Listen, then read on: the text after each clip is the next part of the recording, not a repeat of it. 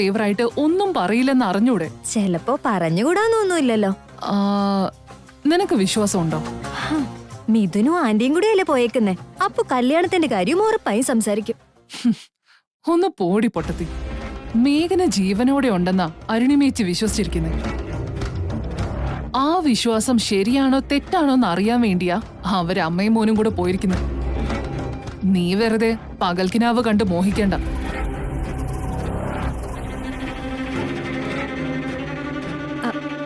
മിഥുൻ, ഭാർഗവ പണിക്കർ കാണാൻ പോയതല്ലേ? നമ്മുടെ കല്യാണത്തെ കുറിച്ച് എന്തു പറഞ്ഞു? മുഹൂർത്തം വലുതും കുറിച്ച് തന്നോ മിഥുൻ? ഇനിയും കുറച്ചു കാലം കൂടി കഴിയണമെന്ന് പറഞ്ഞു. ഇനിയും കുറച്ചു കാലം കഴിയണോന്നോ? എന്ന് വെച്ചാൽ എത്ര കാലം? 1 വർഷമാണോ അതോ 5 വർഷോ അല്ലെങ്കിൽ 10 വർഷം? എനിക്കൊരു കല്യാണത്തിന് മുഹൂർത്തം കുറിക്കുമ്പോ ചക്കി വരെ വളർന്നു വലുതായി അവളുടെ കല്യാണം വരെ നടന്നെന്നിരിക്കും. ഇപ്പൊ എനിക്ക് എന്റെ ജീവിതത്തോട് തന്നെ ഒട്ടും വിശ്വാസമില്ലാത്തൊരവസ്ഥയിലേക്ക് എത്തിയിരിക്കുക. ഇനി എന്തെങ്കിലും നമ്മൾ തമ്മിലുള്ള കല്യാണം നടക്കുമെന്ന് പോലും പേടിയാവുന്നു. കാര്യത്തിന്റെ കിടപ്പ് എനിക്ക് പിടികിട്ടി. ഇതിലങ്ങനെ വലിയ പുത്തരിയൊന്നുമില്ല. മിഥുന്റെയും മഞ്ജരിയുടെയും കല്യാണം നടക്കാൻ പോകുന്നില്ല. അത് നിങ്ങൾ ആരും ആഗ്രഹിക്കുന്നുമില്ല. എന്തായാലും മിഥുന്റെ കല്യാണത്തിന് വേണ്ടി വെയിറ്റ് ചെയ്ത് എന്റെ മോനിങ്ങനെ പൊരനിറഞ്ഞു നിൽക്കുന്നത് ഞാൻ സമ്മതിക്കില്ല. എന്തായാലും ഇനി മിഥുന്റെ കല്യാണം നടന്നാലും ഇല്ലെങ്കിലും കൊള്ളാം. എന്റെ മോന്റെ കല്യാണം നടത്താൻ ഞാൻ ഡിസൈഡ് ചെയ്ത് കഴിഞ്ഞിരിക്കുന്നു. വിവേകിന് ഞാനൊരു പെണ്ണിനെ കണ്ടെത്തിയിട്ടുണ്ട്. നാളെ തന്നെ തിരുമേനി ഇങ്ങോട്ട് വിളിപ്പിച്ച് നല്ലൊരു മുഹൂർത്തം നോക്കി കുറിക്കണം. ഇതെന്താ നീ ഇപ്പൊ ഇങ്ങനെ പറയുന്നേ? കല്യാണം അത്ര ചെറിയ കാര്യമൊന്നുമല്ല. അത് ആലോചിച്ച് ചെയ്യേണ്ട കാര്യം. അതങ്ങനെ എടുത്തു ചാടി ചെയ്യരുത്. 4 പേരോട് അഭിപ്രായം ചോദിക്കണം. 100 വട്ടം ആലോചിച്ച് വേണം അക്കാര്യത്തിനൊരു തീരുമാനം എടുക്കാൻ. ആലോചിക്കലും തീരുമാനിക്കലൊക്കെ കഴിഞ്ഞു അരുണിമേച്ചി. ഇനി ഇക്കാര്യത്തിലൊരു വട്ടമേശ സമ്മേളനം നടത്താൻ എനിക്ക് താല്പര്യമില്ല. എന്റെ മോനെ എന്റെ ഇഷ്ടത്തിന് മാത്രമേ കല്യാണം നടക്കൂ. ഞാൻ ചൂണ്ടിക്കാണിക്കുന്ന പെൺകുട്ടിക്ക് തന്നെ അവൻ താലി കെട്ടുകയും ചെയ്യണം. വാട്ട് ഈസ് ദിസ് മാം? ഇപ്പൊ എന്തിനാ ഇതൊക്കെ? അതുമെല്ലാം എന്റെ കല്യാണത്തെ കുറിച്ച് എന്നോട് അഭിപ്രായം ഒന്നും ചോദിക്കണ്ടേ? ഇവിടെ എന്റെ തീരുമാനത്തിന് ഒരു വിലയില്ലെന്നാണോ? ഷട്ടപ്പ് വിവേക്. ഈ വീട്ടിലെ എല്ലാ വ്യക്തികളും സ്വാർത്ഥരാ. സ്വന്തം ലാഭം മാത്രം എല്ലാവരുടെയും ഉദ്ദേശം. നിന്നെക്കുറിച്ചോ എന്നെക്കുറിച്ചോ ചിന്തിക്കാനുള്ള സമയമൊന്നും ഇവിടെ ആർക്കുമില്ല. അതുകൊണ്ട് നിന്റെ കല്യാണ കാര്യത്തിൽ ഞാൻ തന്നെ തീരുമാനം എടുത്തു കഴിഞ്ഞു. നിനക്ക് എന്താണ് നല്ലതെന്നുള്ളത് എന്നെക്കാളും നന്നായിട്ട് വേറെ ആർക്കും അറിയില്ലല്ലോ. മോം, ഞാൻ ചാരുവിനെയാണ് ഇഷ്ടപ്പെടുന്നത്. അവളെ മാത്രമാണ് കല്യാണം കഴിക്കാൻ ആഗ്രഹിക്കുന്നത്. ഇത്രയും നാളും മോം സമ്മതിക്കുന്നു കരുതിയെ കാത്തിരുന്നേ. എന്റെ താല്പര്യങ്ങൾക്ക് മോമിനൊരു വിലയില്ലാത്ത എന്താ? പിന്നെ മോമിന്റെ ഇഷ്ടാനിഷ്ടങ്ങൾ പരീക്ഷിക്കാൻ എന്നെ കരുവാക്കണ്ട. ശരിയടാ എന്നാ എങ്കിൽ ഞാൻ പറയുന്നതും കൂടി കേട്ടോ. എന്റെ വാക്കുകൾ ധിക്കരിച്ച് നീ ചാരുന്റെ കൈ പിടിക്കോ അവളുടെ കഴുത്തിൽ താലി കെട്ടുവോ ചെയ്താ ഈ വീട്ടുപറമ്പിൽ എന്റെ ശവം തൂങ്ങുന്ന നീ കാണും.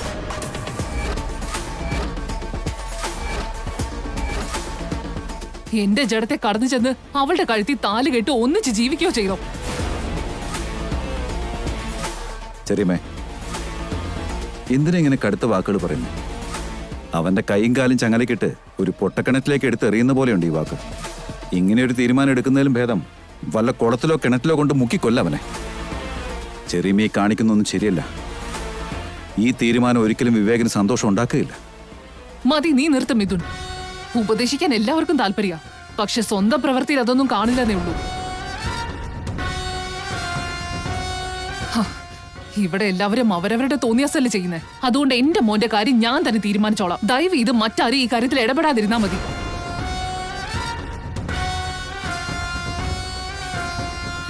ആന്റി പ്ലീസ്, ഇപ്പൊ ഇവിടുത്തെ പ്രശ്നം എന്റെ കല്യാണം. അതിനൊരു തീരുമാനം ആദ്യം കണ്ടെത്താൻ നോക്ക്.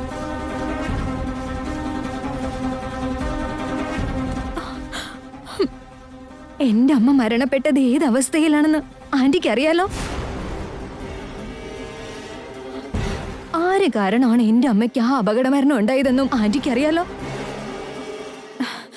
എന്നിട്ട് എന്റെ അമ്മയുടെ ത്യാഗത്തിന് എന്ത് വിലയുള്ളത്? അമ്മയെ നഷ്ടപ്പെട്ട എന്റെ കാര്യത്തിലും ഇവിടെ ആർക്കും ഒരു ചിന്തയുമില്ല. ഇതാണ് നിങ്ങളുടെ വിശാല മനസ്സ്. ഇതാണോ ഈ കുടുംബത്തിന് നന്മ? വിശാല മനസ്സിന്റെയും നന്മയുടെയും ഒക്കെ വലിയ വലിയ കാര്യങ്ങൾ നീ സംസാരിക്കാറായിട്ടില്ല. നിന്റെ അമ്മയുടെ മരണത്തെ കരുവാക്കി നീ ഇവിടെ എന്തൊക്കെ നാടകങ്ങളെ കളിച്ചിട്ടുള്ളതെന്നൊക്കെ എനിക്ക് നന്നായിട്ടറിയാം. നീ മിഥുന്റെ ജീവിതത്തിൽ നിന്ന് എന്നേക്കുമായി ഇവിടെ നിന്ന് ഇറങ്ങിപ്പോണം. നന്ദൻ കുടുംബത്തിലേക്ക് ഇനി നീ മരിക്കും വരെ തിരിഞ്ഞു നോക്കാൻ പോലും പാടില്ല. മഞ്ജരി, നീ പറഞ്ഞതുപോലെ ഞാൻ ചെയ്തോളാം. വാക്ക് തെറ്റിച്ച് എന്താ സംഭവിക്കാന്ന് അറിയാലോ. കേസ് എപ്പോ വേണമെങ്കിലും എനിക്ക് റീഓപ്പൺ ചെയ്യാൻ പറ്റും. അതിനെക്കുറിച്ച് ഞാനിവിടെ വിസ്തരിക്കണം? ഞാനിവിടെയെല്ലാം തുറന്നു പറയട്ടെ. മോൻ പറയുന്നത് എനിക്ക് മനസ്സിലാവുന്നില്ല.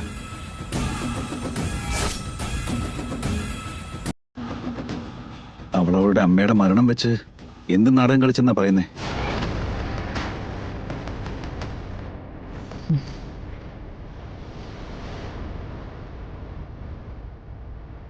അതൊന്നും നീ കാര്യാക്കണ്ട. നീ അറിയാനും മാത്രമുള്ള വലിയ വലിയ കാര്യങ്ങളൊന്നും അതിനകത്തില്ല മിഥുൻ.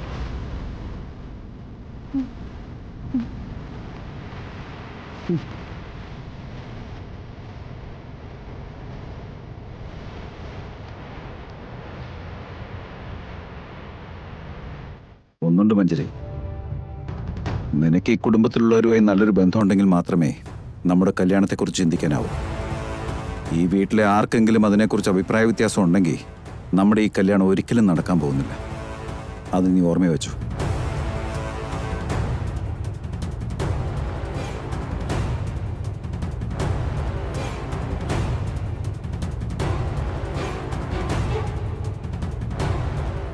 മഞ്ജരി, നിന്റെ വിഷമം എനിക്ക് മനസ്സിലാവുന്നുണ്ട്. പക്ഷെ ഞാൻ എന്ത് പറയാനാ? തൽക്കാലം ഈ തീയൊന്ന് കെട്ടടങ്ങട്ടെ. എന്തായാലും മിഥുൻ പറഞ്ഞതുപോലെ ഈ വീട്ടിലുള്ള ആരെയും വെറുപ്പിക്കാതെ നോക്കണം. മറിച്ച് സംഭവിച്ച ഹരിണിമേച്ചി സത്യങ്ങൾ എന്തെങ്കിലും ഒരു നാൾ വിളിച്ചു പറയും. മിഥുൻ സത്യങ്ങളൊന്നും അറിയാതിരിക്കുന്നത് വരെ മാത്രമാണ് നമ്മൾ സേഫ്.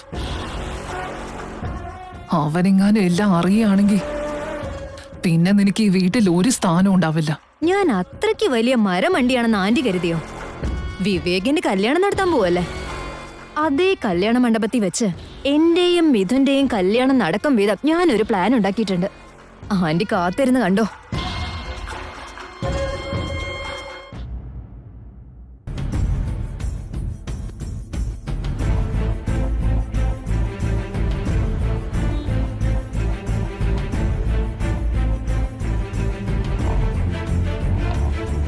ഹലോ, എസ് ഐ അല്ലേ?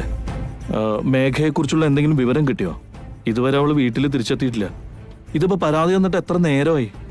ഇതുവരെ യാതൊരു വിവരവും കിട്ടില്ല എന്ന് വെച്ചാൽ എങ്ങനെയാ?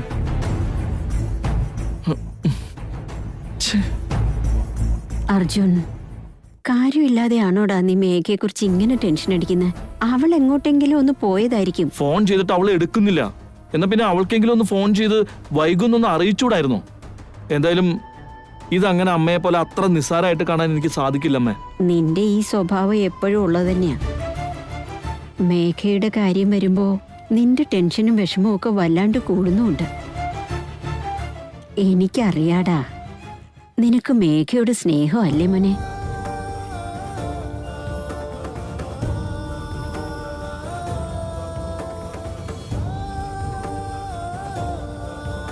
അത് സ്നേഹവും പ്രേമമൊന്നുമല്ല, കടമ മാത്രം. ഒരിക്കൽ എൻ്റെ ജീവൻ രക്ഷിച്ച പെൺകുട്ടിയോടുള്ള കടമ മാത്രം. ഇത്രയും കാലം നമ്മുടെ കുടുംബത്തിലൊരു അംഗത്തെ പോലെ കഴിഞ്ഞവളാണ് മേഘ. അത്രമാത്രം. അതിൽ കവിഞ്ഞ് എനിക്കൊന്നുമില്ല. നീ അങ്ങനെയൊക്കെ പറയും, പക്ഷെ മനസ്സ് തുറന്ന് നീ പറഞ്ഞില്ലെങ്കിലും അതിന്റെ ഉള്ളിൽ എന്താണെന്നുള്ളത് എനിക്കറിയാം. എന്നോട് വേണ്ടടാ നിന്റെ അഭ്യാസം.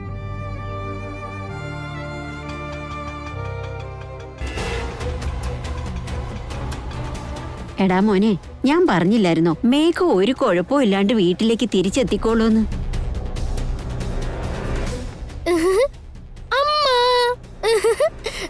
ചിക്കു,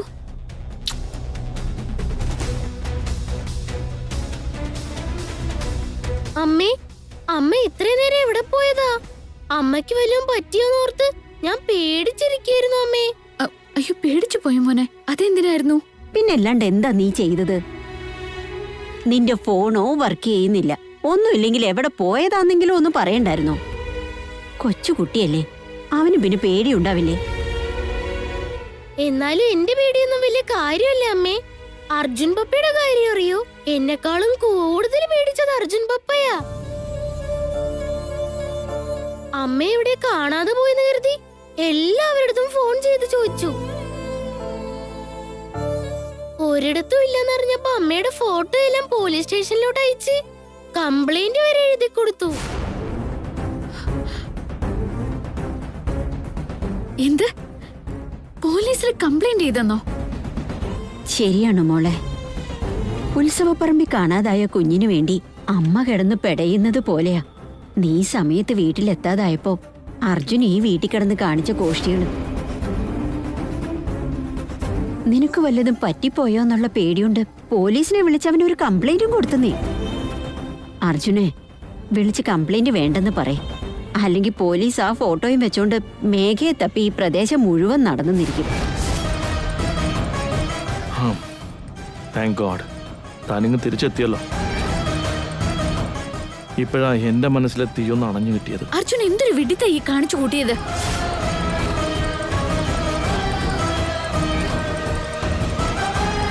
അതിന് മാത്രം ഇപ്പൊ എന്താ ഉണ്ടായ മേഘ? ഒന്ന് പുറത്തേക്ക് പോയാ ചിലപ്പോ ഒരു അരമണിക്കൂർ ലേറ്റ് ആയെന്നൊക്കെ ഇരിക്കും.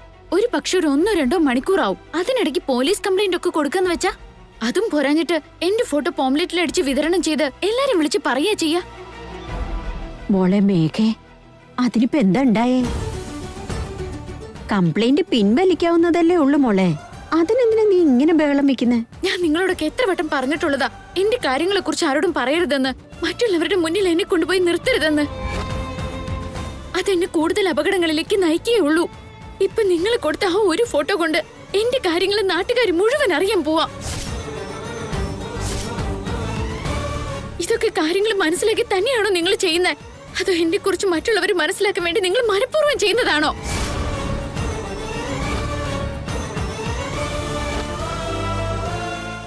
മേഘ, തന്നെ കാണാതായപ്പോഴ് ഞാനൊന്ന് പേടിച്ചു എന്നുള്ളത് സത്യ. അത് തെറ്റാണെങ്കിൽ ക്ഷമിക്ക്. എന്റെ കാര്യങ്ങളൊക്കെ നിങ്ങൾ ഇങ്ങനെ ഇടപെടാൻ തുടങ്ങി ഞാൻ എന്ത് ചെയ്യും?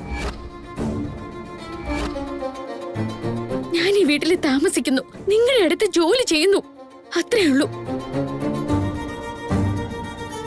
ആ ഒരു ബന്ധത്തിന്റെ പേരിൽ എന്റെ സകല കാര്യങ്ങളിൽ ഇടപെടുന്നത് അത്ര ശരിയൊന്നുമല്ല. എന്റെയും എന്റെ കുഞ്ഞിന്റെയും ജീവിതം എങ്ങനെ മുമ്പോട്ട് കൊണ്ടുപോകണമെന്ന് എനിക്ക് നന്നായിട്ട് അറിയാം. എല്ലാവരും അവരവരുടെ അതിരുകൾ മനസ്സിലാക്കി ജീവിച്ച ആർക്കും ശല്യം ഉണ്ടാവില്ല. ചിക്കു വന്നേ.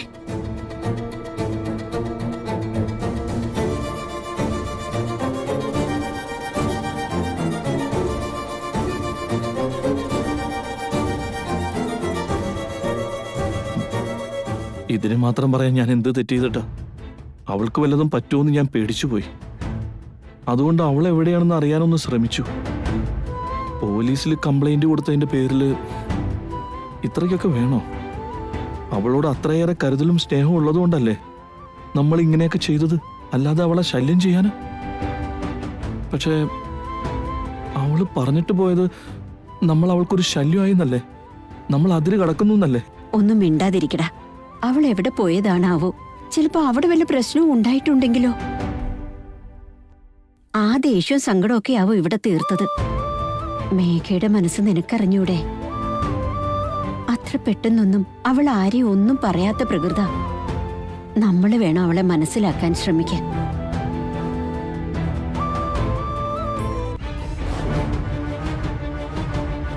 നിനക്ക് വല്ലതും പറ്റിപ്പോയോ എന്നുള്ള പേടിയുണ്ട് പോലീസിനെ വിളിച്ച് അവനൊരു കംപ്ലൈന്റും കൊടുത്തു നീ. അർജുനെ, കംപ്ലൈന്റ് ആദ്യം പിൻവലിക്കടാ. അല്ലെങ്കിൽ നീ കൊടുത്ത ആ ഫോട്ടോയും വെച്ചുകൊണ്ട് പോലീസുകാരെ നാട്ടുകാരെ മുഴുവൻ വിവരം അറിയിക്കും. അർജുൻ ഇത് എന്തിന്റെ കേടായിരുന്നു? ആ ഫോട്ടോ ഇപ്പൊ എവിടേക്ക് എത്തിയിട്ടുണ്ടോ? ആരൊക്കെ കണ്ടിട്ടുണ്ടോ എന്തോ? ഇവരുടെ ഈ സ്നേഹക്കൂടുതലും കരുതലും കാരണം എന്നെ കുറിച്ചുള്ള രഹസ്യങ്ങൾ എല്ലാവരും അറിയുന്ന അവസ്ഥയാണല്ലോ ഈശ്വര. ക്ഷമിക്കണം അർജുൻ, ഞാൻ അർജുനെ അപമാനിക്കുന്ന രീതിയിലാണ് സംസാരിച്ചത്. പക്ഷെ അർജുന്റെ ഈ കരുതൽ എന്റെ കാലുകൾക്ക് ചങ്ങലയിടുന്നത് പോലെയാവും. അതുകൊണ്ടാ ഒത്തിരി കടുത്ത വാക്കുകൾ പറയേണ്ടി വന്നത്. എന്നോട് ക്ഷമിക്ക അർജുൻ.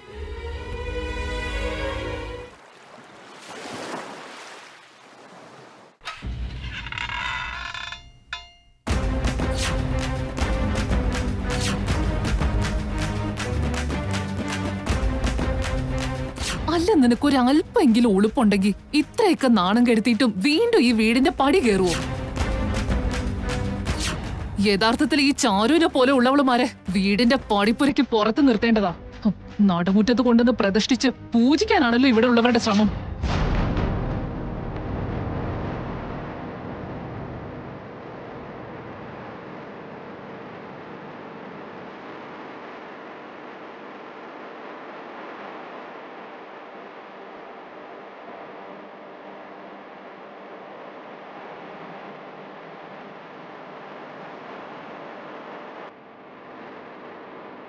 അല്ല, ഇതാര് ചാരു? നീ എന്താ അവിടെ തന്നെ നിന്ന് കളഞ്ഞ് അകത്തേക്ക് കയറി വാ. നീ വാ, വന്നിരിക്കു ചാരു.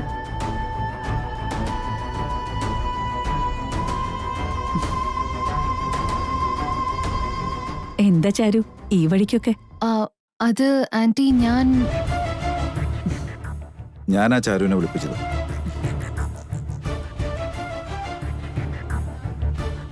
നീ എന്തിനാ വിളിപ്പിച്ച്? അതെന്താടാ കാര്യം? ചാരുവിനോട് എനിക്ക് പ്രധാനപ്പെട്ട ഒരു കാര്യം പറയാനുണ്ട്. എന്താ മിഥുനേട്ടാ അത്? അതെ ചാരു, നിന്റെ ചേച്ചി കാണിച്ച തെറ്റിന് നീ ശിക്ഷ അനുഭവിക്കാൻ പാടില്ല. ഒരിക്കലും നിന്റെ ചേച്ചിയുടെ സ്വാർത്ഥതയ്ക്ക് നീ ബലിയാടാവാനും പാടില്ല. ആ വഞ്ചകി കാരണം നീ ഇന്ന് വരെ അനുഭവിച്ചതൊക്കെ മതി. അതുകൊണ്ട് ഞാനൊരു തീരുമാനം എടുത്തിരിക്കുക. അതെന്താന്ന് വെച്ചാ... മിഥുൻ, നീ സംസാരിക്കുന്നതെല്ലാം തെറ്റാണ്. മേഘന കള്ളിയോ വഞ്ചകിയോ ഒന്നുമല്ല, നല്ലൊരു മനസ്സിന്റെ ഉടമയാ. ഒന്ന് നിർത്തുമോ? അവളുടെ പുരാണം എന്റെ മുമ്പിൽ വിളമ്പണ്ട.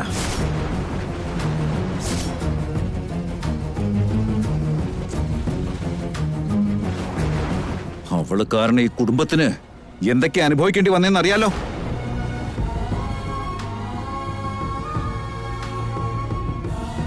അന്ന് വേണ്ടാത്തവളെ ഇന്ന് ഇത്രയ്ക്കും പൊക്കി പറയാൻ അവള് മോമിനോട് എന്താ ചെയ്തേ? മിഥുൻ, നീ വിചാരിക്കുന്നതൊന്നും സത്യമല്ല. പല സമയത്തും നമ്മൾ കണ്ണുകൊണ്ട് കാണുന്നതൊക്കെ സത്യമാവണമെന്നില്ല. സത്യം തെളിയുന്നത് വരെ അനാവശ്യ വാക്കുകൾ പറയാതിരിക്കെ. പറഞ്ഞ വാക്കുകളൊന്നും ചിലപ്പോ തിരിച്ചെടുക്കാനാവില്ല. ആ ചെയ്യുന്നത് ബുദ്ധിമോശ. സകല കാര്യങ്ങളും അറിഞ്ഞോണ്ട് മോമെന്തിനാ അവളെ ഇങ്ങനെ സപ്പോർട്ട് ചെയ്തോണ്ടിരിക്കുന്നേ? തിരുത്താനാവാത്ത തെറ്റുകൾ അവൾ ചെയ്തുകൊണ്ടാ തിരിച്ചു വരാൻ പറ്റാത്ത ലോകത്തേക്ക് അവൾ പോയത്.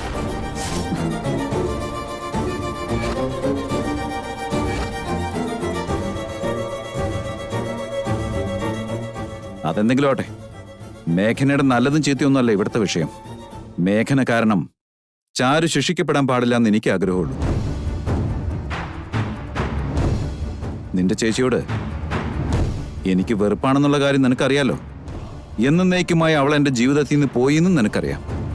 പക്ഷെ അതിന്റെ പേരിൽ നിന്നോടുള്ള കടമയൊന്നും തീരില്ല.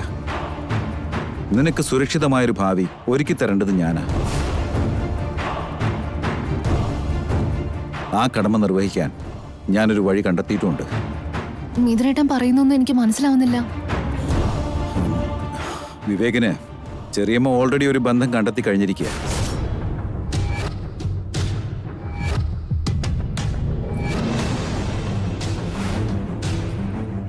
എന്തായാലും ആ ബന്ധത്തിൽ ഇനി മാറ്റമൊന്നും ഉണ്ടാവൂല.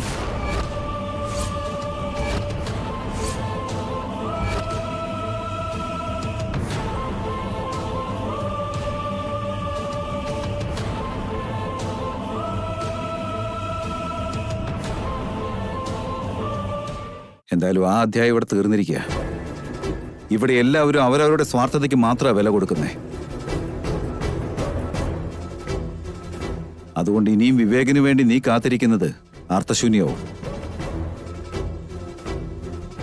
അതുകൊണ്ട് ഞാൻ നിനക്കൊരു ബന്ധം കണ്ടെത്താൻ തീരുമാനിച്ചിരിക്കുക.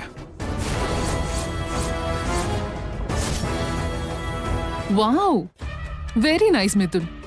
അങ്ങനെയാണെങ്കിൽ വിവേകിന്റെ കല്യാണത്തിനൊപ്പം അതേ മണ്ഡപത്തിൽ വെച്ച് തന്നെ നമുക്ക് ചാരുവിന്റെ കല്യാണം Stop it, നടത്തിക്കളയാം. Mom.